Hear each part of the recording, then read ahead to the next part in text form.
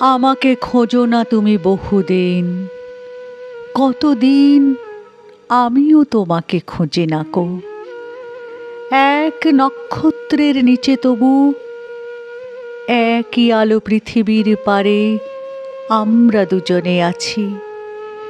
পৃথিবীর পুরনো পথের রেখা হয়ে যায় ক্ষয়, প্রেম ধীরে মুছে যায়, নক্ষত্রেরও একদিন মরে যেতে হয়।